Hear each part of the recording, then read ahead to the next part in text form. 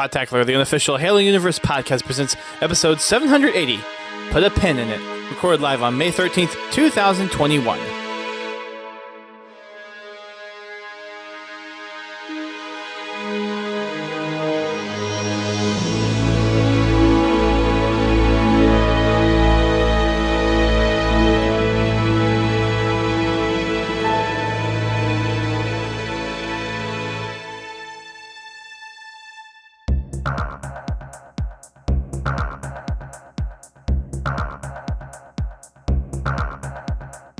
Hello everyone, welcome to Podtacular, the unofficial Halo Universe podcast. I am your host, Duststorm, and GT is unfortunately not here tonight. He has some family matters to attend to, but we probably have the best person to take his spot, the longest supporting member of the Podtacular community that I can think of, unless you go back to some really old timers, but this person has been involved with the Podtacular community for a very long time.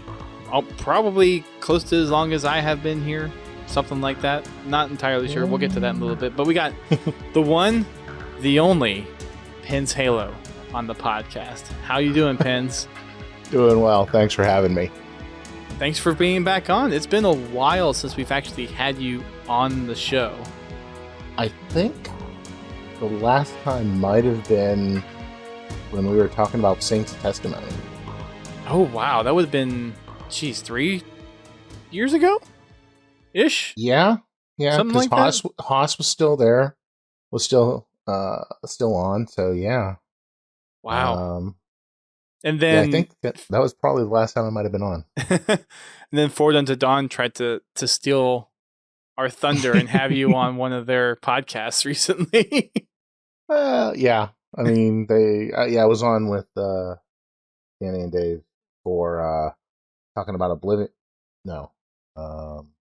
Shadows of Reach, and then their the last one was a kind of like an extended universe draft where 3 rounds where you pick like your favorite part of the Halo universe, and then 1 round of what you would remove.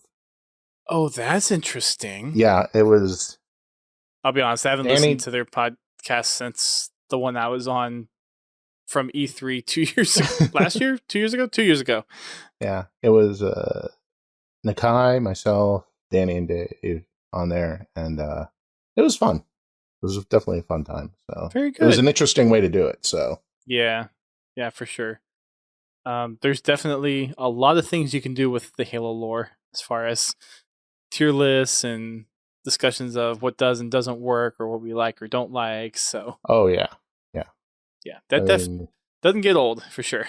No, I mean there's a lot of really great things in the Halo lore. I mean, it's little things like some of the Oni data drops, or actually some of the lore that was in the first and second series of the loot crates were really good. Where you were a Fireteam Apollo stuff. Yeah, the Fireteam Apollo stuff was really good, and I mean, there were some things that weren't. The animated Fall of Reach, and the Hail the Conquering Hero commercials for Halo 5. Well, so the advertising campaign, if you take it as a separate entity, was really good. I mean, it was. Just had no relation to the game whatsoever. I mean, or very loosely. Yeah, I think the problem with that, for me anyway, from the advertisement, was it set really poor expectations, or it set expectations that the game did not meet. And I think that led to the way people being disgruntled with the game. And that's why, I mean, if I had my choice simply to help reduce the amount of salt that came out from Halo 5, that's why I would say, yeah, not that. But I could definitely agree with that. There's a lot that advertising is supposed to do for things like movies and video games that the Halo 5 campaign unfortunately just did not do.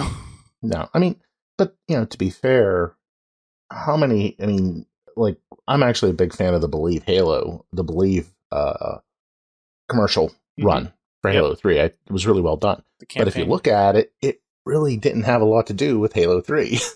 I mean, like the individual segments, which talked about Chief, waiting on Chief or whatever. I mean, that was never reflected in game. So it wasn't egregious or anything like that, but it's like, it's not, doesn't give you a truly an accurate prediction of the game itself. So I see what you're saying. At the same time, I don't feel like how they came up with the Believe campaign and the whole Halo 3. Some of it was kind of direct tie into games, but for the Believe campaign specifically, it wasn't designed to be, hey, this is what the game is going to be. This is the result of the game. This is a hype campaign. True. That is just in universe. True, yeah. Like it's alluding to what happened. So obviously it's not directly in the game, but it's as a result of the game, this is where we got. So it's a different type of marketing where I think a lot of the expectation of what 343 is pushing out for Halo 5's campaign is Chief has gone rogue.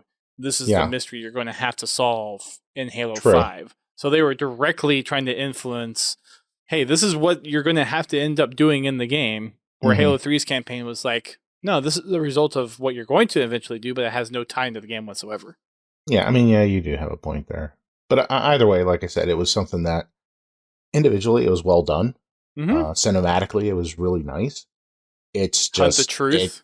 Oh yeah, I mean, the audio drama. Oh my gosh! The first one was probably the first season was definitely better than the second season, but I mean that second season was still great. And I don't think the second season would have happened if it wasn't for the massive success of the first season. Oh no. And I mean, people talk about 343 and Halo needing to innovate and do different things. I don't know of any other game that put out a podcast that tied into the game itself. What 343 did there was actually pretty groundbreaking, I think. And there were some big names in there. Keegan-Michael Key as Benjamin Giroux. Yep. Kobe Smulders was Petra. And then you had Mark Hamill in there. Yeah, well, yeah, in season 2. Yep. Yeah, and Stacy Keach as Mendez. There were a lot of. I mean, it was definitely groundbreaking to me. I mean, and so I'd like to see them do more of that. Because I think they've shown that they can do it and do it well. Just focus on, but right now, just have them focus on making it good, and we'll go from there. Yeah, and there's already things that they've done, like the Become trailer from last year, where Halsey's talking about making the suit of armor. Oh yeah, it's like obviously that has no tie into the game, but obviously it's a hype piece. It is, but it's. I mean, from a cinematic standpoint, it has a very majestic feel to it. The music, I think the music, which is really good in it, and I think that one just was really well done too. So, yep. But yeah, it's all the hype stuff is usually pretty good. If there's anything that ties into the story, that's where you gotta be careful. Yeah, with what you're putting out there. So we've got quite a few things to dive into tonight. Not a lot going on. We've got some small things going on. We have a new employee spotlight. We have a new community update, an update to some playlist calendars, and we've got a preview to Flighting for Season 7 coming as well. So all that. But there's a couple of things, since it's been a while since you've been on the podcast, Pens, to ask you about. First of all, how is the timeline project going? Oh, the timeline project, that one. And give a little explanation for those that might not be as keen on to what monumental task you've decided to take upon yourself. Okay, so I ended up getting involved with a community Focus Fire Chat. It's primarily a Destiny podcast, but they do extra lore, and they asked me to come on and talk about Halo, which, okay, fine. I did give them some names of people who probably would do it better, but they asked for me. But as part of it was one of the questions I was getting from people was, well, what order do I read the books? And it's like, well, you It's a can. question that comes up a lot. Yes. So the discussion was you have chronological, you have release, and then you have chronological and go from there. But as I was going through it, you start looking at like Fall of Reach. Fall of Reach actually spans a very long period of time. So like 20 I years started, or so, right? yeah, and it jumps around a little bit. I mean, you start off with in 2517 with on Jericho 7, I think it was. No, it's not 2517, but you start on Jericho 7, where Blue Team is, is active, and so I started kind of figuring out, okay, well, what's this going to look like if I just start with the novels and put like everything in action in chronological order? Because, like I said, some things happen before others and things like that. And that led me to start doing that. Oh, okay, well, if you think about it from the games from a chronological standpoint, if you were to play them in chronological order, you'd start with Halo Wars, you start with Reach, Halo CE, and then you go into Halo 2, but partway through Halo 2, you jump into Halo 3 ODST. You complete Halo 3 ODST, complete Halo 2, Halo 3, and then 4, 5 Wars, and then you would have Spartan Assault and Spartan Strike mixed in there too, because those, they're simulations, but they jump around too, because I think in some of those missions you jump into New Mombasa, if I remember right. Yeah, Spartan Strike starts out in New Mombasa.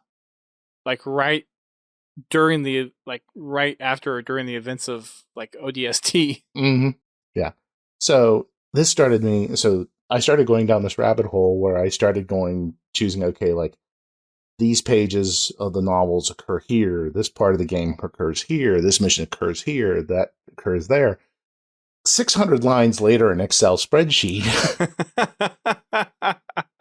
I had this massive spreadsheet that was like paid like these pages occurred in March of 2525. These occurred in the before common area, especially when you're talking about the Forerunner trilogy.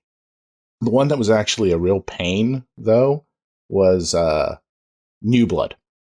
Because, well, you have to understand, I mean, I've had discussions about this with like CIA and whatnot. It's New Blood, it's all reminiscent, but it's all reminiscent from a single point in time. But Buck talks about all these different things in the time frame that they all occur. The flashbacks. So these are all flashbacks. Oh my gosh.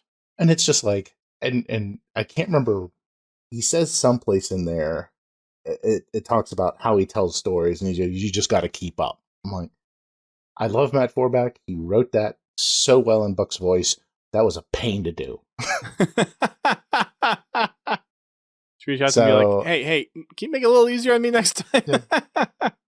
The nice thing is most of the Halo novels have times and dates. So that made it easier. Some do, not all do, which can be a little frustrating. But kind of as a roundabout way, that led to this massive timeline project of all the Halo lore, that novels, books, graphic novels, comics, ARG, some of the additional stuff, like the stuff that came out of the loot crates, Halsey's journal, things like that, all that stuff. Done yet. Hey, I stopped asking ever since you put the command in chat, okay? I have not asked. Someone asked like a month ago. But yes. At some point we'll talk about it. But there's other podcasts and other groups that have gone into it in probably way more detail that we'll ever talk about. But we'll talk about it at some point. But yeah, that's an ongoing thing, and between some real life stuff that has gone on and honestly, that requires a lot of focus to do. And I've had a lot of different things come up, and I actually have something else that I'm working on right now. There's a site called timeline.js. I don't know if you've ever seen it. Haven't heard of it, no. What you can do is you can download a Excel template, or it's a Google Doc template, and you can build a timeline for it. You can add media and things like that. So I started putting one together for the Halo games. like all the like in chronological order. So yeah, that I've got that going on too. Which is kind of an extension of the whole Google Sheet thing, probably. Yeah, it does. And let me just say right now, the guys over at Halopedia, thank you very much because you helped make that real easy for me. Well, I bet they love you for the timeline that you put together. CIA is probably just like chewing it up. Every time people look at that, they go, "Are you insane?" So, well, yeah, but Yeah, I think I remember mentioning that like 8 years ago when you first showed it off to me.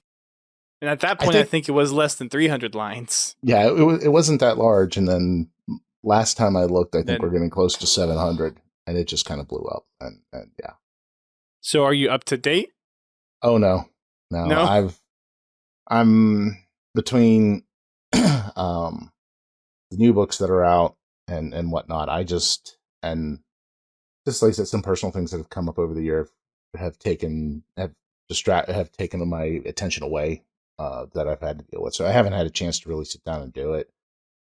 I keep looking at it and I go, I know I got to do this. And it's like one of those things, like I got started and it's like, I might as well just finish it and just keep going with it at some point until I simply can't do it. And then you hand it off to someone else. It's like, this is now your responsibility.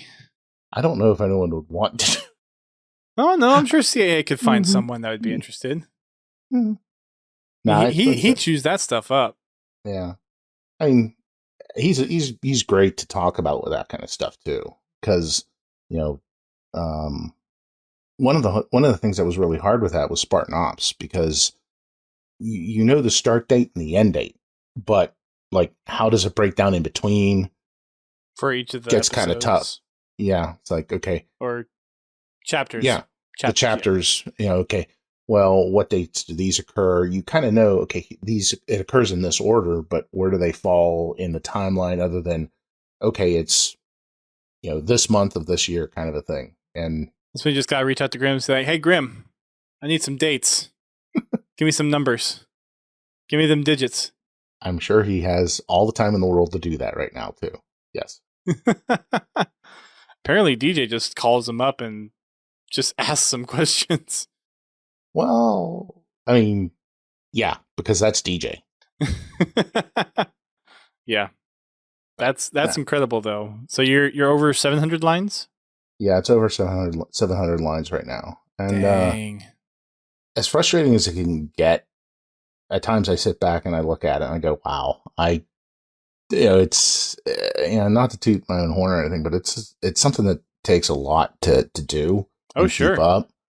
There's this bit of pride saying, wow, I did this kind of a thing. Yeah. And, not gonna lie, every time you bring it up, I'm just like, he's still working on that. It's never ending. No. As long as Halo keeps making more content, it's and then DJ's whole theory of portals leading to different like time events or something like that with Halo Infinite, like, have fun with that. No, please no time travel. I do not want time travel. I mean, honestly, it just gets messy with some series. Yeah, like I could understand like maybe having DLC for Infinite that might look at different time frames or different stories that they could tell, but yeah, to have a portal do time travel, like sometimes time travel is done well in like sci-fi shows and whatnot, but it can very easily get gimmicky. Oh yeah, very easily get gimmicky. It's like the ultimate reset button. You know what I mean? Oh, you've gone this far, and you don't like where we ended up. Yeah. Well, if just to show my age, not thinking Star Trek 3. I'm thinking like the new Star Treks. Oh no. The whole timey-wimey thing. First time I ever came across that was the show Dallas when I was a kid. I haven't even heard of that. Yeah, any Godzilla would know it, but it was a show my mom loved to watch. And they had one entire season that was nothing more than a dream. I'm like, wait a minute. Did they just like do a time travel kind of reset thing here? And the answer to that was yes. Just for a season or? For the entire season, yeah. It's like, okay, everything that you thought happened didn't. These people who died didn't. Really? I think I was like 9 or 10 and I'm like, No. No. Just no. Just stop. No. Yeah. But interesting. Yeah. Very nice. All right. Is there anything else that you've been working on that you want to share with the community since the last time you've been on? Other than the Halo Trivial Pursuit cards that I'm also trying to get done too. What? Halo Trivial Pursuit cards. This is interesting. I'm as bad as a dog. It's like squirrel. And I'm off. I am too, and I've got way too many things on my plate to actually take care of half of them. So, obviously, the past year, because we've all been kind of locked away. Yeah. I go through things like, let's do some cleanup of stuff we haven't done. Pull out board games you haven't played in a long time. And my wife is amazing at Trivial Pursuit, especially when you get into like the 80s and 90s edition. I've never been good at Trivial Pursuit. Well, I suck at it, but I can do the science and math in like the video game versions, but I can't do sports. I can't do history. Arts is an iffy one for me. But the other thing is if you look at it, there are still like Halo has a Risk version. Yeah, yep, and a Monopoly, and a Bang, and a Monopoly, and a Tag Deck. Yeah, but they never. But I'm like, there's no. And I mean, I have a Star Wars Trivial Pursuit deck. I'm utterly horrible at it, but I'm like, I wonder why they never did a Halo one. Oh, wait a minute. You start thinking about it. It's like, okay, I've got this 700 line monstrosity, and so you have. At the time, there were 30 novels and all this other additional stuff, and you're just like... So the new stuff is expansion packs. Yeah.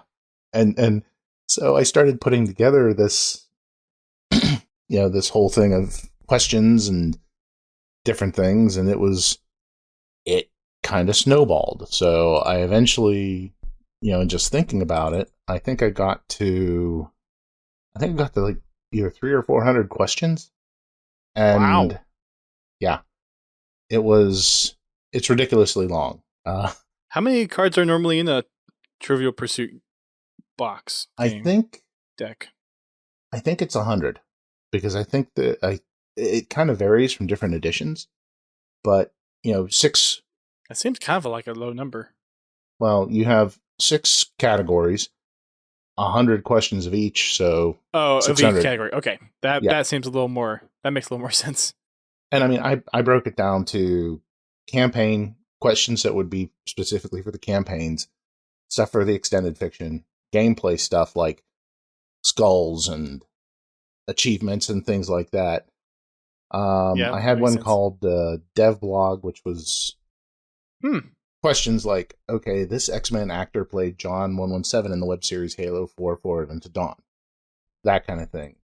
Personnel, specific questions specific about characters in the game. And then there was just one that was a general errata one, like, which Halo game is the only one where Sarah Palmer is a playable character? In the cutscene in Halo 3 Arrival, how many variants of Johnson's line starting with, "They must love the smell of," are there when playing on Legendary? Oh, interesting. Yeah. The answer to that is 5. I was going to say 4. Yeah, there's 5. And do you happen to know what Italian luxury brand he mentions in one of those lines? No. It's Bulgari. Wow. Yeah. So this is what I was doing at night after coming out of my office from working all day. I'd sit down on the couch and just start plugging away at this. And it's like, I'll get these questions done pretty easily. And then after the first like 50 in each category, you're like, wait a minute, damn, this is starting to get tough. Yeah. The first few are like easy. It's like, okay, I can think of some good ones, but then you have to really start digging deep, and it's like, oh, I really need to figure out where to pull my next source material from. And all of a sudden, you start realizing you're leaning heavily on one or two particular games or one or two particular novels, and it's just like, okay, well, yeah, I guess I should crack open the Kilo 5 Trilogy AG and ask some questions about that, even though I really don't like it. That's me. Yep. Yeah. So, yeah, that goes like in the pair to that, the Forerunner trilogy, way in the past. So that's at the beginning of your timeline. Yes. So those are the three things that like project wise that I've been working on forever. Very nice. So, yeah. At some point in time I hope to at least complete one of them. It'd be kind of nice. I feel like the timeline thing will never be over because as long as Halo keeps making more content, games and books and stuff, that'll keep going. Oh yeah. Yeah. That so. Trivial Pursuit, I guess you could probably get to a stopping point and then just have expansion packs for new stuff. There's this little part of me that wonders at some point in time, you go through all this and then all of a sudden you get like T343 is like, you can't make those because we're going to release something like that. Okay. As long as you're not selling it and No. like mass just distributing it, then I think they really don't mind. No, they wouldn't. I mean, it's one of those weird things you think of at 1:00 in the morning when you've been staring at a screen for too long, trying to pull questions or reading, saying, okay, what page numbers are these again? And realizing that you should go to bed. Yeah. So. Yeah, it's interesting. Some of the late night stuff that can happen. Mm-hmm. I will say this much though: it is those kind of things make me appreciate how deep Halo's lore is, really, and the history behind it too. The number of people who've worked on it and big names and things like that.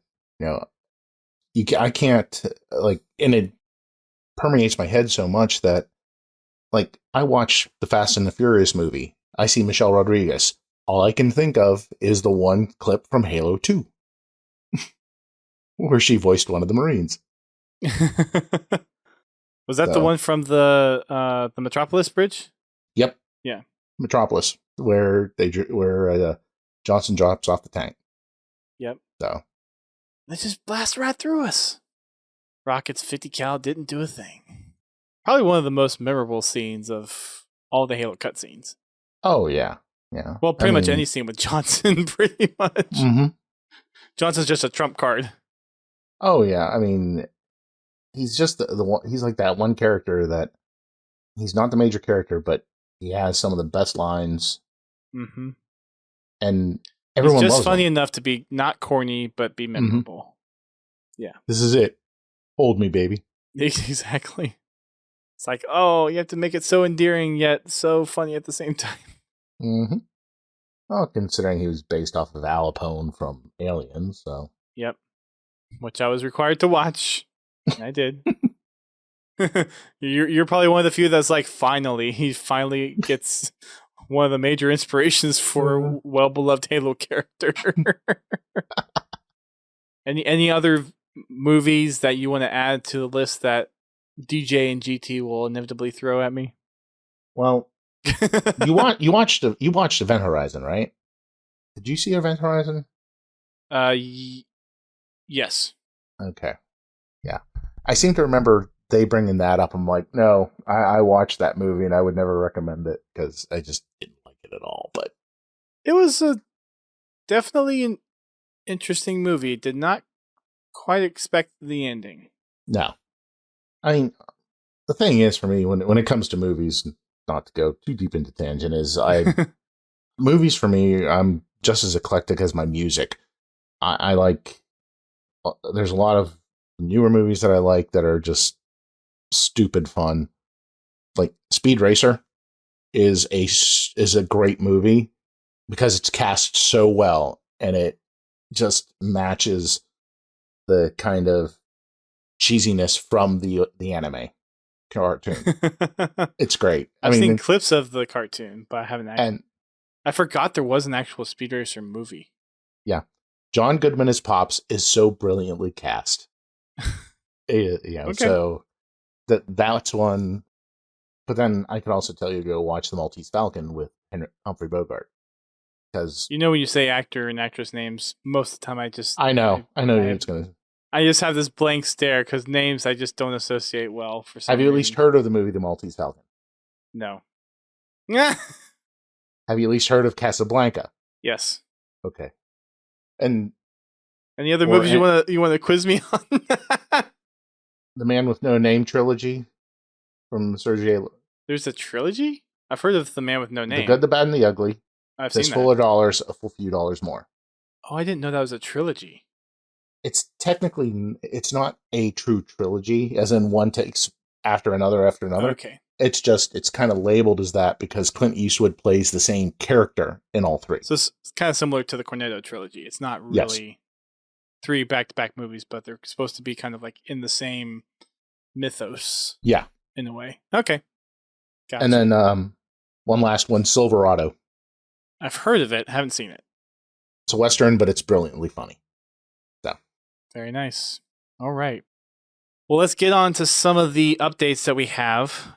Since GT's not here, we had Halo 5 for Fraggin' Friday last week. We did a little bit of Warzone. We did some customs. All in all, it was a pretty good night. I made it for maybe about an hour, hour and a half before I had to get off. But we had some pretty. We actually had a couple of good Warzone games. Some good balanced there were ones. some really fun ones there too. I think there were one or two that we actually were like under, and then we actually came out on top. And there were some good matches actually for a change, because Warzone's one of those that I feel like most of the time you either get stomped or you just completely cream the other team, depending on how things go. But it was actually a well balanced night. It felt like. Well, we didn't blow anybody out. We got blown out once or twice, but yeah, I think the last Warzone game we played, we got creamed. Yeah, but all in all, it was a fun night, and there's no doubt that it started off kind of rough as a game type, but it's still fun. It's still fun. Yeah, it definitely is. I think hasn't quite aged well. It's still fun, but it definitely has run its course a little bit. I think it hasn't really. I don't think Warzone's really been the focus of any kind of balance changes after like the first year, so it really hasn't been addressed to that, I think, too much. Right. But for the most part, it's if you have a full squad, it's fun to play. If you don't have a full squad, it usually can be rough. Or nearly full squad, because there's times where we go in with maybe 8, 9, or 10, and we do pretty well. But we find matches in pretty quick too. Mm-hmm. For the most part, I think there are those long ones where you don't, but all in all, so yeah. So we had a good time with Fraggin' Friday. I did not do Achieving Halo last week. Forget why. There's a reason I didn't do it. I don't specifically remember why. But we'll be back tomorrow with some more Fraggin' Friday. We'll have GT hosting that, and we'll be up to our community depending on what we'll play. So if you want to hop in our Discord to choose if we're going to be playing Halo 5 or MCC, feel free to go ahead and do that. Podtacular.com/Discord. We got some playlist updates to go over. We actually have a new set of playlist changes for the month of June that was just released in the community update from today. So coming up tomorrow from this recording, we have on May 13th, Halo CE Anniversary Throwback, rotating in for Action Sack. And then we've also got Warzone Assault going live for the weekend. We have on the 20th, Castle Wars, rotating in for CE Anniversary Throwback. Then on the 27th, we have Triple Team, rotating in for Castle Wars. And then we have Warzone Turbo going live for the weekend.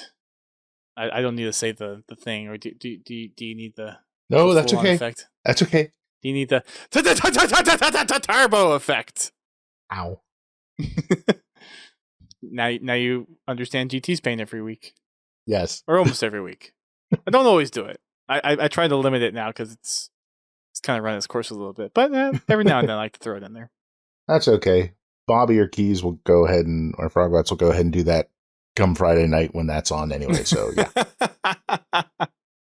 Fair enough. And then for the month of June, we have the Summer 2021 Arena season beginning. For Halo, for the ranked, we have head-to-head, rotating in for ranked snipers for the month of June. And then we have core play, rotating in for triple team. On June 10th, we have Covenant Slayer, rotating in for core play. Warzone Assault going live for the weekend. On June 17th, we have ODST Slayer rotating in for Rock and Rail. Wait, did I I skipped Rock and Rail. You skipped one. The 17th June 17th, is Rock we have and Rail. Rock and Rail. June 24th, we have ODST Slayer, and then Warzone Turbo goes live again for the end of June. For the MCC, we've got Escalation Slayer joining in for the social mix, and Griffball is retired until next month. See ya, Griffball. I'm sure GJ probably got quite a bit of playtime out of you for this past week, and we'll see you again. On the company commendation front, we have 6 challenges that we're still going for on the Podtacular commendations to get that Achilles helmet. We're still inching away at the lucky commendation, which is Cluster Lux, Last Shot, Sayonara, and Fastball medals. We currently need another 132 of those. And then the one I tease every time, keys to get on task for doing, killing the driver of a moving enemy vehicle with a sniper rifle. We've got another about 170 of those to get. Then we've got killing Spartans with grenades, killing Spartans with ground vehicles, killing Marines, and kills with shoulder bashes. 6 more to go. It's not too bad. We'll finish these before I get to 152. Which may be never. Who knows? We'll see. See how far that goes. Not even if they do a quadruple XP weekend in a row, multiple in a row, will I be able to do it. I just need to turn on double XP for everything and then make the bonus ones quadruple XP or triple XP or something like that. I just don't have the time to play that much. Well, I mean, I guess I could make the time. I just choose to spend my time in other ways. Yeah. I mean, the time where I would come down and game every night for like 3-4 hours is long gone. Yeah. Now it's usually Friday, Saturday, and maybe Sunday morning. Pretty much. Yep. Yeah, for me it's Fridays, maybe sometimes Saturdays and Sundays for the most part. Before COVID happened, sometimes I would hop on other weekdays, but ever since then, being from home, it's pretty much just been weekends to play.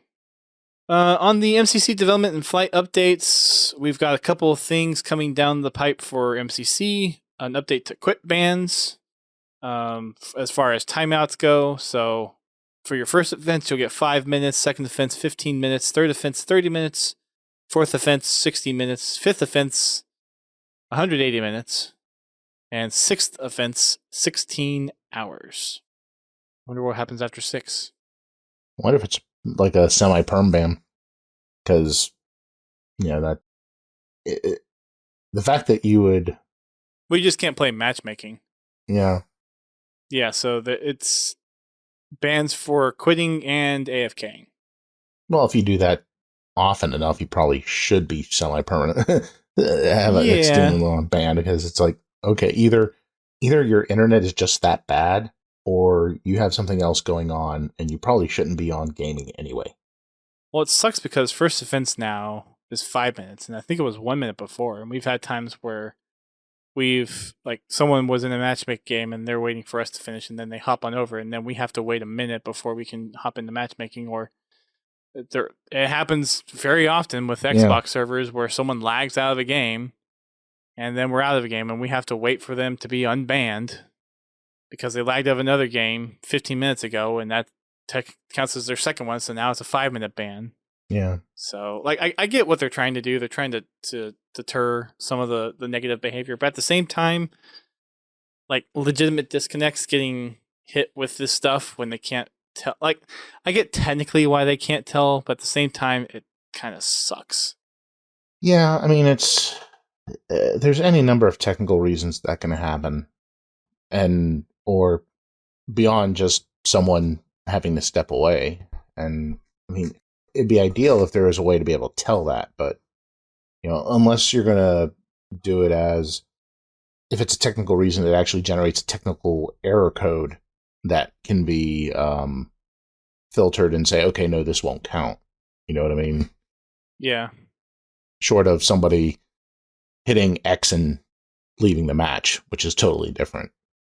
But yeah, and if you're going through the whole thing of unplugging your internet from your console to quit the game instead of actually quitting, then that's That's one thing.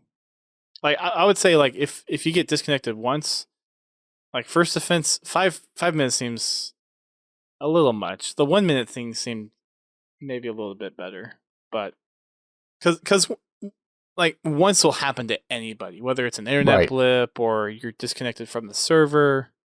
Like that happens more often than people think, and to have 5 minutes for your first offense seems a little egregious to me. But the community will have feedback, and we'll probably see changes to this because this isn't the first time that the whole quit ban timeout has been changed. Probably won't be Right. the last either. Yep. So we've got that. They address what the next steps are for the custom game browser after the test they did a couple of weeks ago. So overall, seems like people were pretty happy with some of the things that were going on. Some of the top feedback that they got centered around the ability to actually search for specific games and modes that that players want to look for. A lot more detail behind what the session is, so more clarity in if a game is allows join in progress or if there's a queue type of thing associated with it.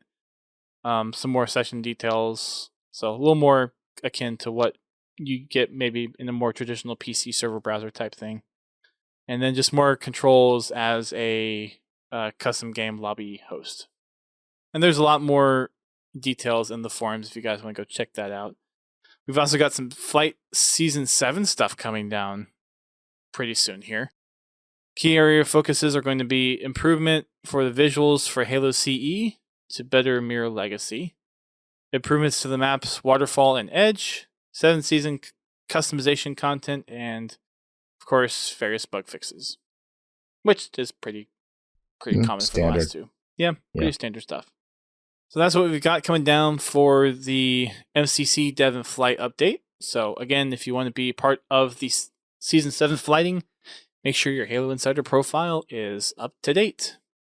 We've got the latest employee spotlight. Irene Zhu is a UX designer for Halo Infinite. So you'll see a lot of her stuff obviously come up in Halo Infinite. So if you want to read more about who she is and what she does, then head on over to 343industries.com and read up on her employee spotlight. We've got another cannon fodder issue. Do you document these in your little calendar list as well? I really don't. Is there any little history Well, there's some history tidbits sometimes. Like sometimes if I'll go through it and see if there's something that's a specific date or whatnot and add it in there. But for the most part, because a lot of these are kind of background, I read them for information and see if there's something there. But for the most part, I don't throw them into a timeline. I don't need to add anything. I don't need to go searching like that to find something to add. But Graham does a great job with these, and it's always really interesting. Plus, I'll admit, I'm still waiting for the next little nugget like they did when they dropped the missing pages from Halsey's journal. I still need to go back and find those to archive them. I'm sure, well, I know Halopedia has them. Yeah, Halopedia has them. I don't even need to bother, really. Never mind. Yeah. So we got a few concepts in here, and the community kind of blew up about some of the concepts in here. Yeah. We've got a concept for a brute chieftain called Hyperius, and then another, I don't know if this would be more of a chieftain or maybe some other kind of ranking brute, but Tovarus. Yeah. So two possible characters for Infinite. Yeah, I remember getting into discussion on Twitter about that because with Hyperius, and they're talking about, that's Locke's helmet and his front armor plate, and I'm like, okay, Locke wears a modified Hunter Mjolnir armor. Now, again, that was a prototype, and it was Gen 2 or Gen 3, but either way, it was a prototype. So it's like, enough times passed that they could have picked that up on a raid or whatnot, and people immediately said, "Oh, Locke's dead or badly hurt." I'm like, it's a concept piece, people, and any one Spartan could have that helmet or that chest piece. That's reading into things probably a little too much. And yet, no one freaked out about the fingers that are around his neck. Oh, those are supposed to be fingers? Oh. Mm-hmm. I didn't realize that. Yep, they look like they're... And then also on his... I guess I can see it, but... Huh. Yeah, and then on his right leg, that piece there are some people saying that looks like it's something from the Arbiter's armor. Yeah, an elite piece of armor. I could see that. Yeah. Gotta be careful with the speculation, folks. Just gonna say that. I mean, it's understandable. People are really want news. They really want something. Oh, yeah. I mean, I get it. But at the same time, it's like, okay, let's take a step back. Let's actually think through if this is actually something or not. Because exactly, it isn't always. But yeah. But still, I mean, from a concept piece, that's a pretty brutal looking brute. Mm-hmm. And it does a really good job at showing just the scavenger nature of it, where he has the one Locke lookalike helmet on his left shoulder, and like you were saying, what looks like might be a piece of the Arbiter's garb helmet, the Spartan fingers. So yeah, there's definitely lots of pieces in here that looks like is probably just scrapped together and put together.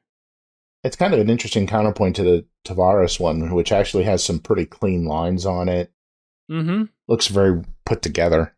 So it looks a lot more Sangheili influenced for that set of armor. Yeah.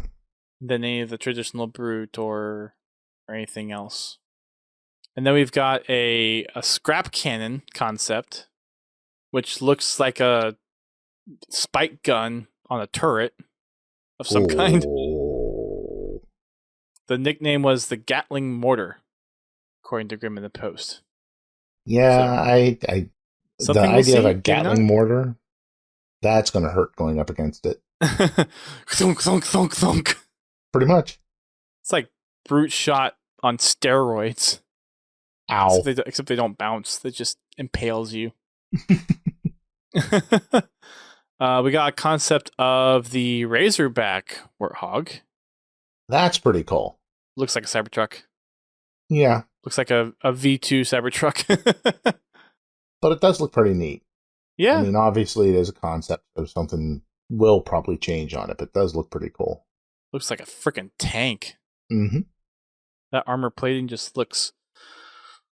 No, I mean, it looks more like a Humvee. Yeah. With all the armor on it than... Because the Warthogs feels more like a Jeep, where this actually looks like a military vehicle, almost. Yeah. At least that's the perception I get of it. Well, the Warthogs in Halo have always... And again, this is showing my age. There's a TV show a long, long time ago called The Rat Patrol, which was set during World War II and had a group of 4 that were in 2 Wiley Jeeps, and their armament were 50 caliber machine guns. So okay, the original Warthogs reminded me so much of that. I wonder if there's influence there. Maybe. Possibly. Be interesting to get an idea of different pieces of stuff in the Halo games and where they came from. Like we obviously know where like the Johnson character came from. Oh yeah. And the Elite design. Mm-hmm. So like kind of just digging into more aspects of the game is like, okay, where was this influence from? Where was this influence from? Oh yeah. Yeah. I mean, some of it's just interesting. So. Next part in here is a lot of just reviews and analyses of Point of Light, which still need to get to. 4 books behind, working on it. And then we've got some other content creators doing some canonical stuff. Installation 00 has his new Halo Mythos series. Dark Horse is re-releasing the Halo graphic novel. So if you weren't able to get your hands on the first time around, it's being re-released for a new edition. I've pre-ordered it on Amazon already. I have the original, and I'm like, although I'll admit, knowing my luck, there will probably be something new in there, but it did make me want to pull it back out just to read the Voyage of the Infinite Sucker again, because that was so good. Voyage of the Infinite Sucker. Yeah, that's, I think, was that what it's called? Yeah, essentially it follows Halfjaw from Halo 2, Oh. and essentially how he became Halfjaw. Oh, that's interesting. You haven't read that story? No, I don't think I have the graphic novel. I mean, there was one of the other stories is how Johnson escaped the flood. Oh. Yeah. Which I think I've actually heard of before, but I haven't actually read the story. Yeah, I have some of the other early comic books. I don't think I've ever managed to get my hands on the graphic novel. And then what's it called? Field Test? The official's Spartan Field Manual? No. One of the stories is in there is Maria 062 testing Chief's Mjolnir before it went up to him just before Halo 2. I think I've heard of that story too. So I've heard of all these stories. I've just never read these stories. Yeah, it's the graphic novel is really, really good. And if I remember right, I think that was published by Marvel at the time of release, I think. Wouldn't surprise me because I think some of the other earlier comics were originally Marvel as well. Yeah. So that wouldn't surprise me, but again, I don't know specifically. Yeah, actually, the original was published by Marvel Comics. It has The Last Voyage of the Infinite Sucker, which is the one which talks of Artas Vadem. Yep, Artas Vadem. Yep, Artas Vadem. Halfjaw. Armor testing, which is the story of Maria 062, who was testing the Chief's armor before it went up to him, which, as someone pointed out to me, explained some of the damage that was on that armor. In the game? Yeah, that the armor is not pristine. It looks a little dinged up. Breaking Quarantine, which is that's the one Johnson's story, and then Second Sunrise over New Mombasa, which actually I've heard of that one too. Yeah, that one features. It's the first time we see Benjamin Jarreau. Are these only in the graphic novels, or were these also like written up in like Tales from Slipspace? Or no, these were only they're unique in the graphics novels. Now they've been around for so long. Maybe I've just heard about them. Probably. Okay. Because I feel like I know like spattering of details for some of these stories, but I don't know it end to end. Yeah. Huh. Okay. So that's available at multiple locations. I've got my copy on pre-order at Amazon, so feel free to go out there and grab it if you weren't able to get it the first time around. And should be a good read to add to the list. Yeah, it's definitely one of the. I mean, considering how early it was in Halo's development when they were put out, it kind of helped form some of the foundations of the Halo lore moving forward, because it went into some of the stories of some of the background of characters that we saw in game. So, got it. Yeah, I'll have to add that to the list. The never-ending list. As long as they keep putting out novels and things like that, that list will continue to grow. I'm hoping to catch up on this list before Infinite rolls out. That's my goal, to get all the books read up, except maybe before the one coming out in October. But all the other books, get read up on all those before Infinite comes out. That's my goal. There's some other videos on here. A couple of people did some videos on the importance of the Halo graphic novel. And then there's a little appreciation post that he has regarding the some Mega Construct stuff, showing off some new sets there. So that's it for the community update that we've got.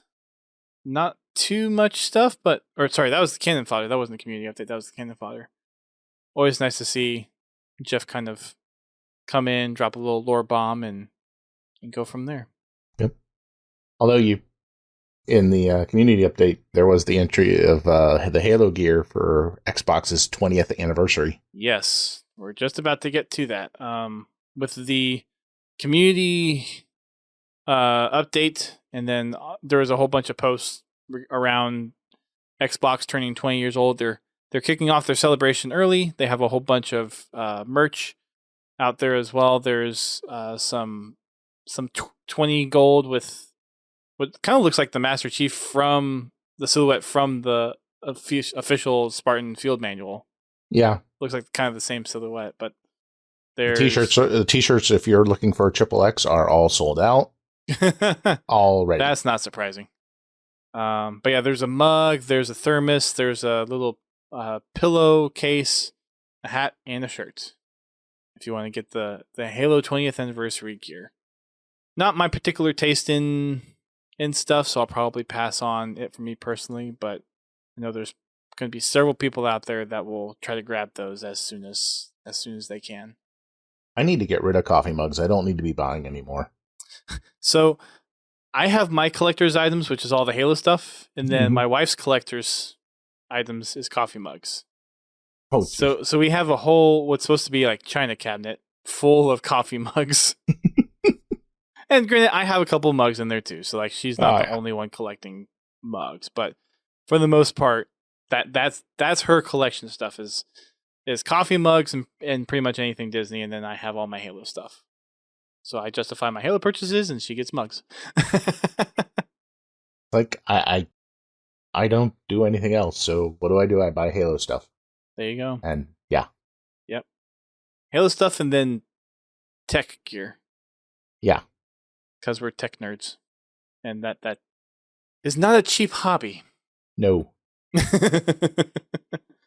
You know, an expensive the thing, hobby.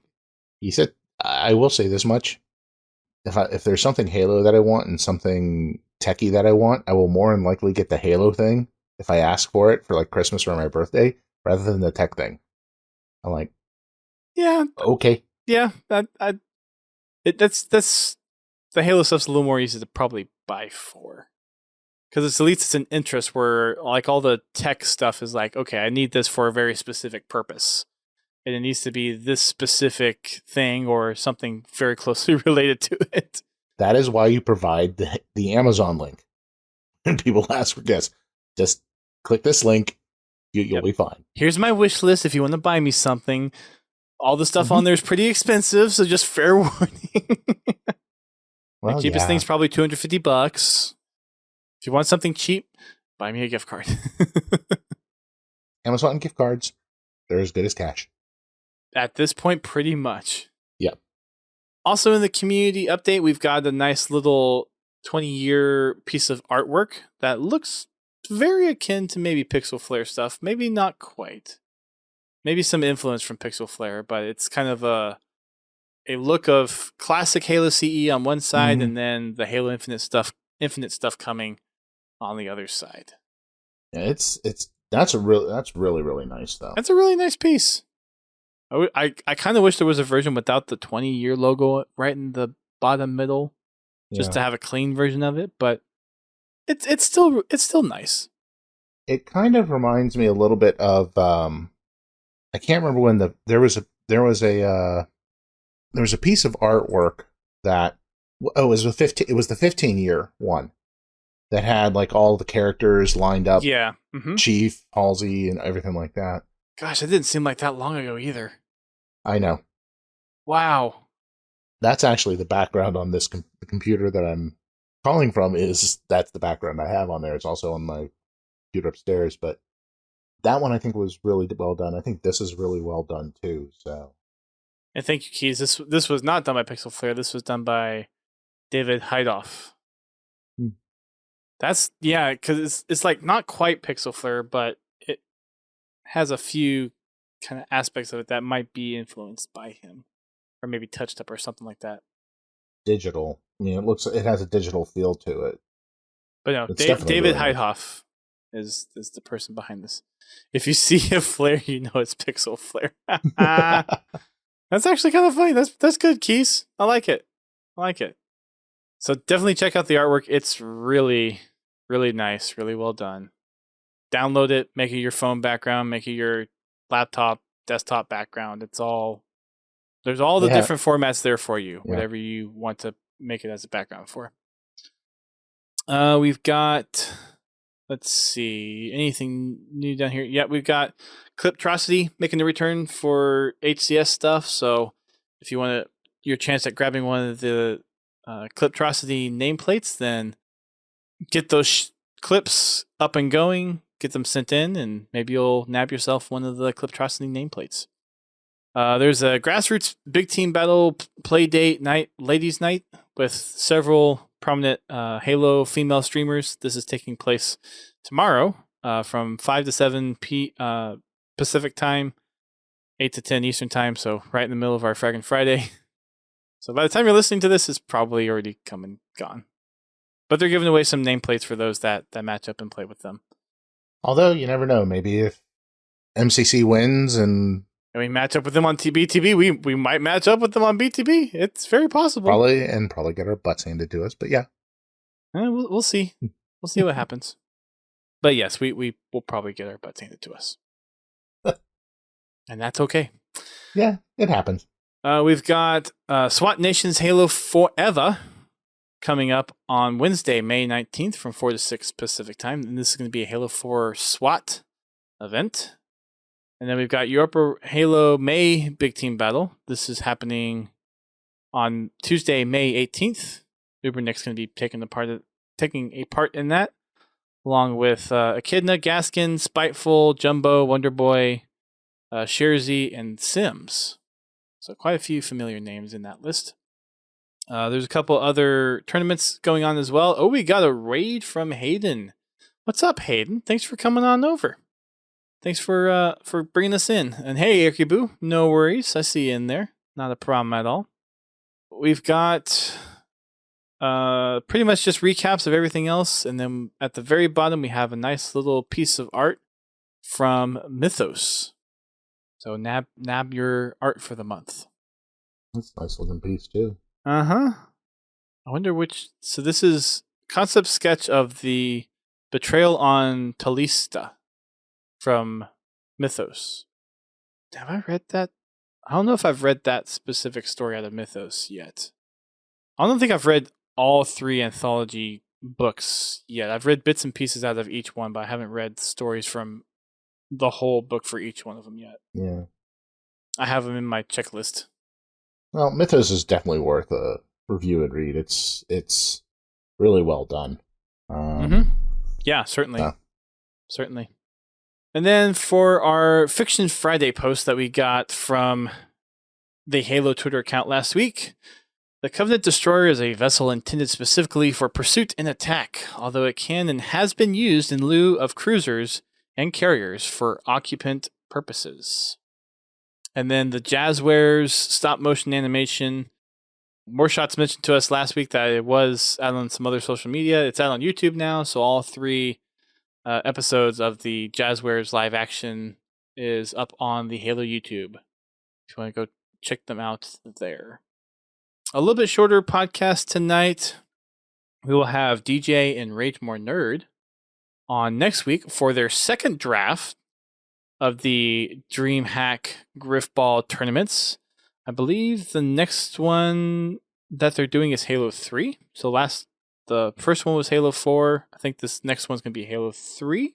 Yeah, I think that's what I remember DJ saying that, yeah. And then they'll do Reach, and I forget where Halo 5 falls into that if it does. No. Sorry. They're doing 3, then Reach, and then it's Community Choice for the last one, if I remember correctly. We'll confirm that next week when we have them on the show. I remember I caught DJ on one of his streams, and I asked him, if there was any chance that Goose might come on and do a guest cast.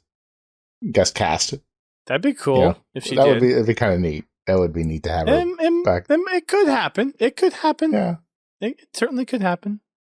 So a burning question for you before we wrap things up. What is it like to be the nearly sole funding provider of Podtacular?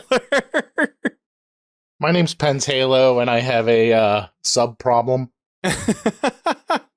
between donations that you've made in the past for like ages ago to being the longest sub that we've had on Twitch over 5 years, to being the highest gift subber, and to being a Patreon as well, what is it like basically owning Podtacular financially? No, look. No, but all joking aside, yeah, like you go way above and beyond to basically cover pretty much the bills for all the stuff that we do. I tend to go to extremes at times when I find something that I like, and probably from day one, I was hooked. I thought, as someone who... The young raspy voices wasn't enough to deter you from way back when it was 23-year-old me hosting the podcast. The thing is that, I never had a big tie-in with like Star Wars, even though I'm of the age of most people who are like massive Star Wars fans. I never was that. But Halo became my Star Wars. Kind of was my entry point into Xbox when I first started. Probably for most people. Yeah. Although, except for me. Well, mine was on PC. I actually played Halo CE on PC when it came out. Because I was a PC gamer. I mainly played flight sims, but I really enjoyed Halo CE. I probably would have gotten into it more if the simple fact that Microsoft wouldn't have tried to make Halo 2 the reason to buy reason to purchase Microsoft Vista, which is the second worst operating system Microsoft has ever developed. Yeah. It was nice when Windows 7 came around. It's like, okay. And for those of you curious, Windows Millennium Edition is the worst operating system Microsoft has ever created. So it has quirks. Yes. But just before Reach came out, when my PC died and I didn't feel like spending a ton of money on that, I ended up getting an Xbox and bought all the games again and really got back into Halo. And like I said, I was on Halo Waypoint, and on the front page talked about this podcast called Podtacular. I'm like, okay, sure, let me check it out. And it was you and Brent. I think it was someplace in the 200s. And sounds about right. Started hanging out there. I remember this was also before I was really deep into the social media part of it. So I remember the following week being on with Alice Pieces in chat because neither one of us realized that there was no podcast that night. So we just spent an hour shooting the crap in the Twitch chat. I met... Gosh, my memory doesn't even go back that far. Yeah. I remember you had Halo Fan for Life Sal on, who's from Pittsburgh. Got to meet him. He's a friend. Mm-hmm. He's become a friend of mine. Just, there's a lot of good memories with Podtacular and Halo. So I guess it's, I figure you guys have all put your time in, which is actually a lot more valuable than any amount of money. So, and like I said, I don't do much, so it's like, okay, I'll support something that I want to support and kind of go from there. Well, we certainly appreciate it, and it's always a nice little surprise whenever there's like a 10 gift sub bomb for whenever we have a special guest on. Not to say that you're not special, because you're probably one of the more special ones that we have the privilege of having on because of just all this. Like, you're probably the longest supporting community member that we have that's like around on a consistent basis, and that is here in the live streams, that's here for our game nights and participates in the Discord, and if we ever have a new idea, you're always there to support us with that as well. So yeah, there's obviously going to be all the popular Halo people that we can get on, but from the perspective of like those that really make an influence and a difference to what we do here on the podcast, you're definitely at the top of the list with regards to anyone that's in the Podtacular community. For that, we thank you very much for all the support. Oh, you're welcome, and thank you. I will also say that just in a roundabout way, I think I've mentioned in the past that I've been on I also work with a community called Focus Fire Chat. It's primarily a Destiny podcast, but they do Jay Blue Crew 86. He's also a huge Halo fan. So I've been on there talking about Halo, different things, Halsey's Journal. Preaching the Halo gospel. Yes, pretty much. Yeah, and things like that. And I would have never been in a position to do that kind of stuff if I would have gotten involved in the Halo community with you guys. So it's I think back at it and I'm like, okay, who would have thought that, okay, let's check this out or get this and we'll play this game would have led me to where I'm at today. And it's interesting to think back. And I mean, I know I've mentioned this before, but I still remember the night that you shanghaied Godzilla and I to be on because you were the only one on and you didn't want to do it solo. And I don't even remember that night. Again, it was someplace in the 200s. It doesn't surprise me because back then when we were just trying to figure out, okay, what the heck are we doing and trying to figure out a rhythm, it was just pretty much who can we get on, who wants to talk Halo, and let's just talk about stuff. Like I'm scared to go back and listen to some of the podcasts between like the 200s to 500s because there's some very, how do we put it, very amateur podcasting, wouldn't necessarily call them mistakes, but lessons learned through that time. Well, you were still kind of finding your way. I can't. What episode did you pick Podtacular back up on again? I can't remember. 162. Okay. Yeah. So 162 is my very first. Well, so I was guest on 130 something, I think. And then Fumo and JVB's last podcast was 158. And then there were 3 episodes that were kind of like Pod TV-ish ones. And then I approached Fumo and picked up the podcast then. So you were in the first segment just trying to get settled in, so that's understandable. Yeah, still pretty early. Saint's Testimony was 498. That was August 7th. Oh God. Of 2015. Oh, jeez. Yeah, that's a while ago. 2015, 6 years ago. Wow. Mm-hmm. Feel old yet? Yes.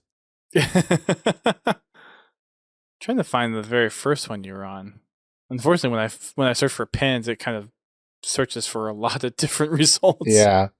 Like I said, I don't know if Godzilla's still in the chat. He might remember the one, but I believe it was sometime in the 200s.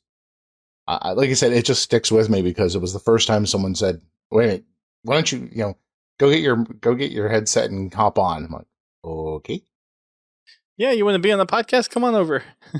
Help us out here. Okay, sure, why not? Remember having to get Skype set up because I had never used Skype before. Yeah, there's a lot of folks that are still very resistant to Skype, but right now it's one of the only things that really gets us the ability to do what we're doing here with. Oh, that's a good idea, GT. Searching for you. That'd probably be better.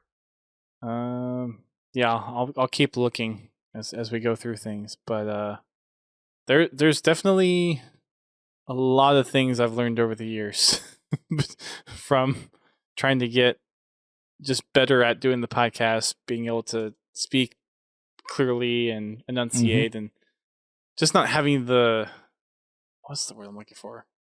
Like the brashness or abrasiveness of being just a young person behind a microphone who has no idea what they're doing. Well, and then what was it?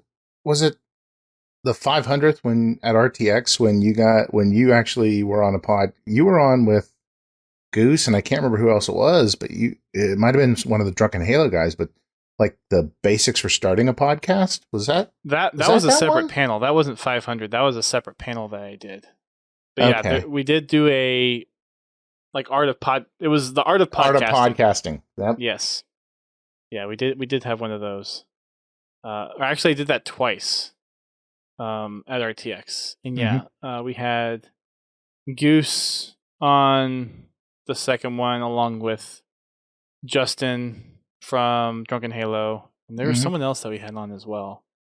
Don't remember who. Yeah, I can't remember. But yeah, looking it up, we've got GT. The first one I have you on is 407, but I don't see pins on here, or at least not in the description. So there's probably another one where both of y'all were on, but 407 looks like. Oh, 405 was the first one you were on. Wait, so it's in the description of 407 that you're on 405, but I don't have it listed in 405. What the heck? What was I doing back then? I don't even. I have no idea. So 405. Let's look at 405. It was 300 plus episodes ago. I think we can forgive you there. Yeah. Maybe it was 405. I don't know. Yeah, 'cause I know it was both GT and I were on it. Because that was actually the first time I met GT too. So Must have been 405, which was January 19th, 2014. Does that ring a bell at all? Yeah. A little bit. Sounds kind of right. Ish. Considering at that point in time I'd been around for 100 plus episodes. Yeah, I'd been a part of it for, or been in chat for more than 100 episodes. So yeah. So maybe we're onto something. We're not entirely sure, but maybe we're onto something. Who knows at this point? I have to go back through some of the old podcasts and see if I can look at because at least I have the artist tags in the actual MP3 file, so I might have to just look into that later. But anyways, so yeah, you're our longest, pretty much supporting member of the community, and we're so thankful to have you here, being able to support us and just be an ongoing member of the community. It's always fun to play with you. It's always fun to see the different ways that you are engaging with the Halo community, like with your timeline effort. And now the Trivial Pursuit thing, that sounds pretty interesting as well. I know there's several different folks out there trying to make games. Like there's a group that's trying to make a Halo tabletop game. There's one that's trying to do like a D&D rule set kind of within the Halo universe. So there's plenty of folks out there trying to do that kind of stuff as well. So the Trivial Pursuit stuff will be interesting. Yeah, it's definitely a challenge, especially trying to do layout work, which when I have no skill for layout. Photoshop helps with that. Mail merges and trying to make templates and all this other stuff. Oh, you're trying to do it the Microsoft route. Yeah. Well, I'm using the tools that I have available to me and having my wife help me. Publisher she's really good. Might be easier to work with a little bit, maybe. I don't know. Well, if you can, the difficult part is, you can use VB Script. No. Oh, come on! All the Halo Outpost game show stuff, all powered by VB Script. All of it. Maybe macros inside of Excel. I have some experience with those, but I mean, macros is basically VB Script. The funny thing is the Trivial Pursuit cards are a non-standard size, so you have to make. Well, no, the shapes are non-standard, but.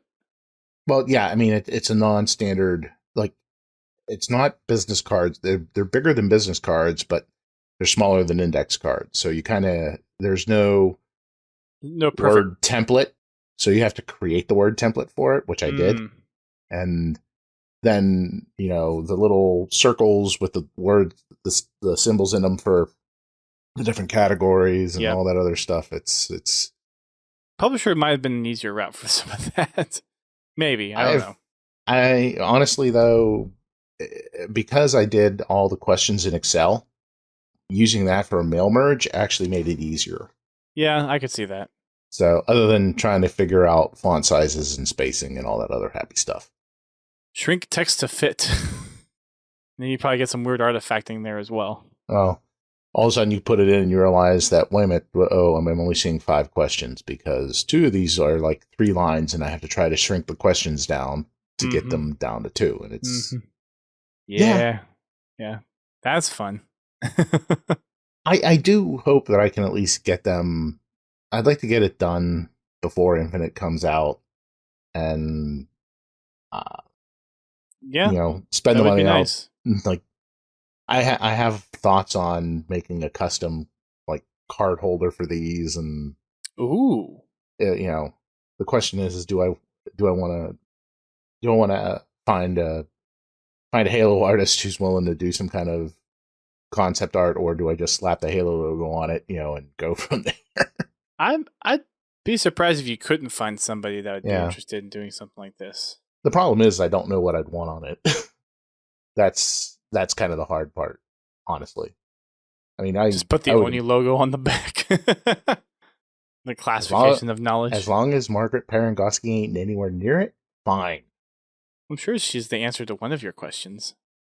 The question is not safe for podcast question, because there's too many swear words that came up whenever I was trying to write this down.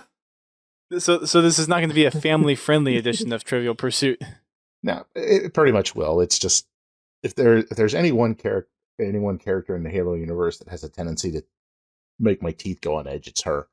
I think she's specifically kind of written that way.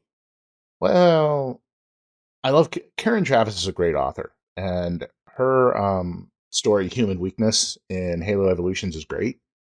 It's just that and the Kilo 5 trilogy is actually well written. It's just the way she represented some of those characters, I just can't.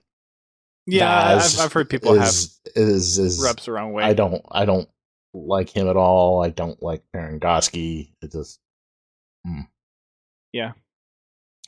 But yeah, I definitely get it. It's mm-hmm. It's one of those rough ones that the community has a love-hate relationship with the Kilo 5 trilogy stuff. And I mean, Parangosky is written to be a character that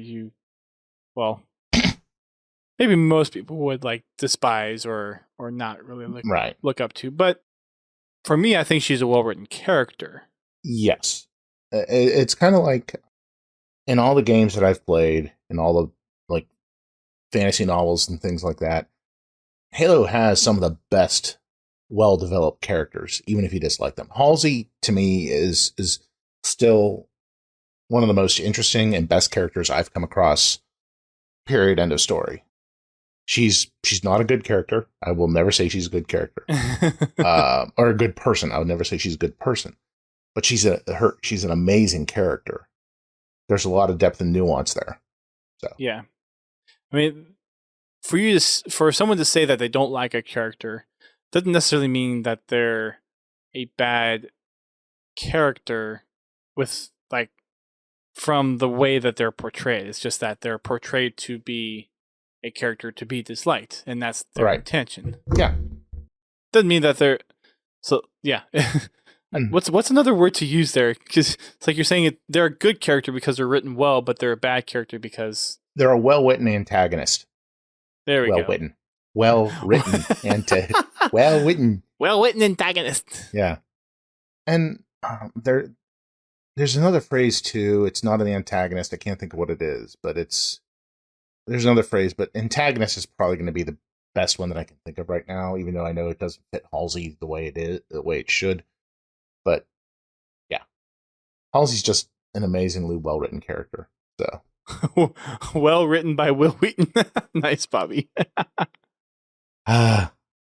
Yes, a well written antagonist.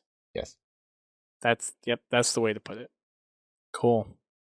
Well, thank you, Pens, for being on, and it's been a while to have you on, but you're definitely probably one of the more deserved folks to be on here.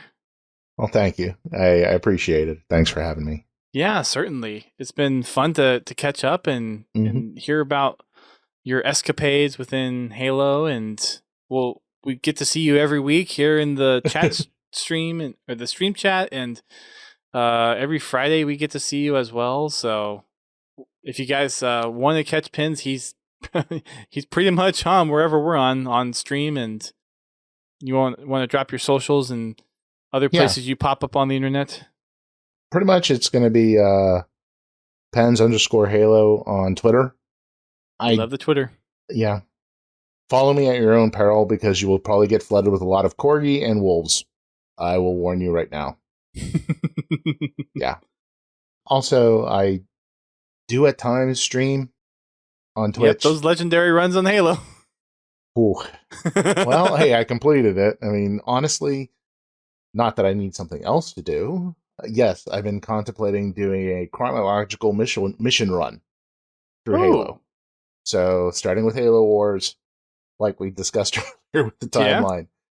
Halo Wars, Halo Reach, CE. That'd be kind of fun. I probably would not do it on Legendary, especially the RTSs, because I suck at RTSs. But normal would be fine. Yeah, I mean, although honestly, once I got into the first persons, I'd probably kick it back up to Legendary, only because I'm a masochist that way, especially on Halo 2, because Jackal Snipers are the devil. How long did it take you to finish Halo 2 on Legendary? Wasn't it like 3 or 4 months? It was pain. Well, yeah, mainly because now. But I mean, you had some other stuff in between play sessions come up. It was on Metropolis. I know the speedrun trick to bypass all the Jackal Snipers there.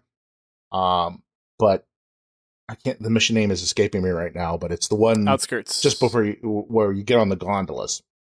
Oh, Delta Halo. Yeah, Delta Halo. That I was stuck for I think a couple of days because all the Jackal Snipers there on Legendary are evil. I mean, I don't know who programmed the Jackal Snipers in Halo 2. I don't know if I want to shake their hand and kick them dead in the junk. Seriously. Nightmare fuel. Jackal Snipers is nightmare fuel. And I am not the only person who thinks this. No. The first time I played Halo 2, and it wasn't on Legendary, it was on Heroic. And I just followed along on Metropolis and got into that alleyway. And they just ate my lunch. It's like... And on Legendary, they don't even wait. It's like, once you're in range, they just turn and snap. Mm-hmm. And it's never a miss. It's always at least a body shot, if not a headshot. Oh, yeah. Honestly, that Metropolis is the reason I learned the speedrunning tricks. Because it was like, I want to bypass these people, because no. Keys is considering a laser run of all the games before Infinite. May goodness and kindness follow you, sir. I mean, I plan to do Lazo for the achievements. Before Infinite, though? No. Scared to start. Not. Well, Halo 2 Lazo, yeah, you're a better man than I, Gunga Din, because no, I'm not doing that. You have to heavily rely on the Black Eye Skull. Like, there's times where actually Black Eye Skull saves you more than not, because it's instant health regeneration instead of you waiting for, like, shields to come up, so... Like, even though like you have to punch to get your health and shields back, sometimes it actually helps you out than hurts you. Sometimes. Well, yeah. I mean, if you can find, there's a number of grunts that you could probably do and you get that back. So. Mm-hmm. Yeah, but like if you're getting hit by an elite, you just punch them right back and you start getting your shield back. So it's like, yeah, there's just little oddities like that if you know how to manipulate the things that are supposed to hinder you, sometimes you can actually get them to help you. Yeah. I will say things like blind suck. So I'm glad that Lazo doesn't include Blind Skull. Yeah. What was it? Wasn't Blind Skull part of like Mythic or something? It is. So yeah, the difference between Lazo and, well, traditional Lazo had Blind Skull on it. Oh, it did? It did, yes. Mythic difficulty is, well, no. So I guess nowadays mythic difficulty is with the Blind Skull, but also not doing the pause, save game, and restart from checkpoint. Yeah, because we had Joker, Silver, and Mythic Tyrant on, and we talked about the difference between Lazo and Mythic. That's right. I do. Go check out that podcast from earlier in the year if you're interested in that. But yeah, traditionally Lazo included Blind Skull, and thankfully for MCC Lazo, it does not include Blind Skull. Don't need that additional handicap because it's a pain. It's a royal pain in the butt. Yeah, I give tons of props to anyone who can do Lazo runs. I just, as much as I love Halo, I suck at playing. Anyone who's actually been with me on a Frag Friday and watched me play, yeah, I suck. I know. But hey, you don't have to be a good Halo player in order to enjoy Halo, and that's one of the joys of being able to be just ingrained in the story and be a part of the community, because you could be the worst Halo player and still enjoy Halo. You could be the best Halo player and still enjoy Halo. There's so many different facets to what Halo is that there's always room for everybody. Oh yeah, yeah, definitely. But yeah, so I mean, Halo's a game that when you're able to get that one trick or that one thing when you nail it, it's really satisfying. The on Halo CE, the bypass on not on assault in the control room. The missions names are escaping me right now. The one where you essentially you come across the bridge, you jump off the side, and yeah, that's assault in the control room. Is it okay? Yeah. Yep. So where you can essentially despawn everybody. Yep. That took me over a week. Like I haven't nailed a few hours, and but when I did, oh, that was so amazing. It felt so good. It really did. I bet. Yeah, that one's rough. I've managed to get the first drop a handful of times, but I can't get it consistently. Yeah, or the second drop. The first drop's easy. The second drop is hard, and then the third drop is hard as well. Yeah, I mean it's that like the first drop actually where you come off the bridge, that actually wasn't too bad. I got that pretty well. It's that knowing where to drop, like because you have to go up the incline and knowing where to drop and then how to keep the stick held. So when you actually hit, you are pushing yourself towards the wall instead of away and then to crashing into the rocks below. Yep. I think someone recently found another way to get down without having necessarily do the wall drop, and you could still despawn enemies. I thought someone found a new way recently. I mean, the wall drop one's a classic, but I thought someone found another way. Yeah, it sounds familiar. I think that was on the Lazo Run podcast. Someone there mentioned it. Yeah, maybe Joker probably. did? Yeah, I have to go back and see what the latest strats are. And there's new strats being developed every week. It's crazy how much the game changes. Yeah. I will say this much: any speedrun strat that I've done, I totally credit Naked Eli for, because his videos were so awesome on that. Mm-hmm. It's a shame he's not around anymore. Yeah, he was a great guy to watch and everything. So I reach out to him every now and then and just text every once in a while. But yeah, his guides are really good. Yeah, Silver's is pretty good too. He's been doing a lot of work recently with his videos, which has been really nice to have. I think he's one of the few folks out there that's still actively like posting videos to help other people do Lazo and really kind of boil it down to make it understandable for people. So, well, thank you, Pens, for joining the podcast tonight. It's been a pleasure having you on again. It's been too long since we've had you on last time. We didn't get a chance to do anything during Halo Outpost. But you were a little busy. Yeah, and a little sick. Although, to be fair, I had some nice conversations with your wife. That's good. Yeah, so. Yeah, I forget who I was. I know Sal was there, so I was talking to him a little bit, but then there was probably... Dave was there. Fuchs was there. Yeah, Fuchs was there. Bobby was there. Mm-hmm. Yeah. This was all in Philly. Yep. Yeah, so. All in Philly. Good times. Good times. Yep. You can find the podcast across all social media. We are on Twitter, Facebook, and Instagram. No MySpace. You can find the podcast live on Twitch every Thursday night at 8:30 p.m. Eastern Time, and you can find us right here back behind the stream at 8:30 p.m. on Fridays for our Fraggin' Friday. Again, if you want to participate in that and want to sway the vote on which game will be playing for Fridays, head on over to our Discord, podtacular.com/Discord, and vote for Halo MCC or Halo 5 for the game that we'll be playing. And then on Sunday nights, between 9 and 9:30 is when I hop on to do Achieving Halo. And still got a couple more of those Season 6 challenges to go for, so we'll probably try to get those done before Season 7 rolls around. You can also check us out on our Spartan Company and Xbox Club.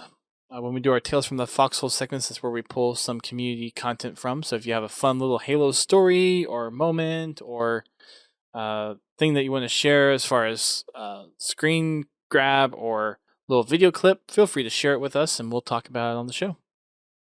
You can find the podcast on iTunes, Spotify, Amazon Music, Stitcher, and pretty much anywhere where you can get your hands on podcasts. If there's a place that we are not, please let us know, and we will make sure that you can get Podtacular on your preferred podcast service of choice.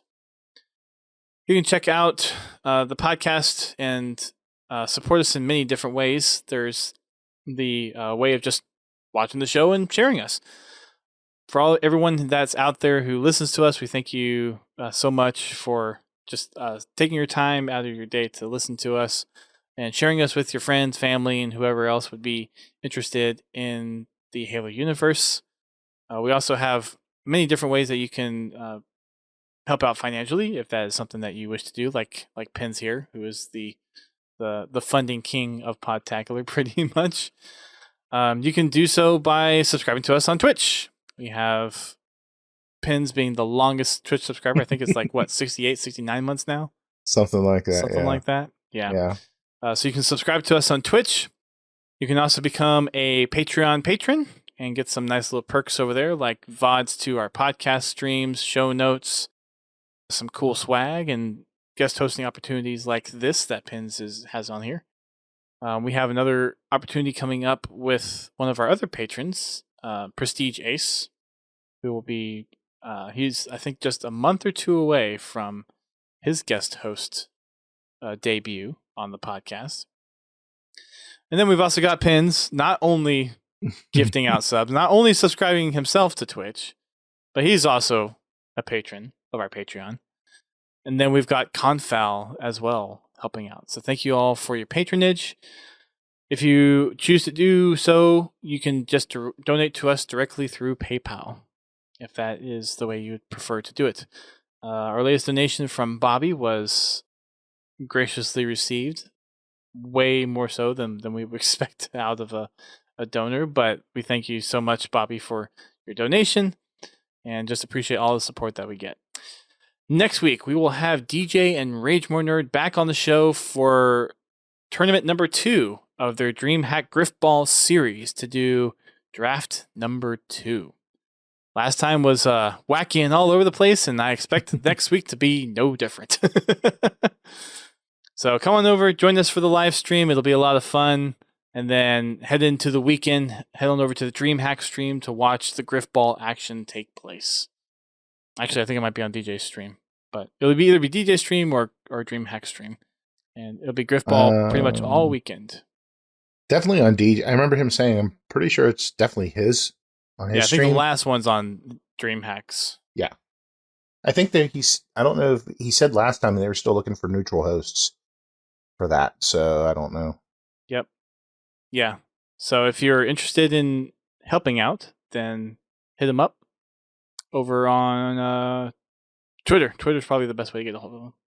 So, Pens, thank you once again for being a solid supporter of the podcast. It's a pleasure to have you a part of our community. We are blessed to have you here, and we'll be looking forward to the next time we get to see you on the podcast. Oh, definitely. Thanks again for having me, and I appreciate it. Sure.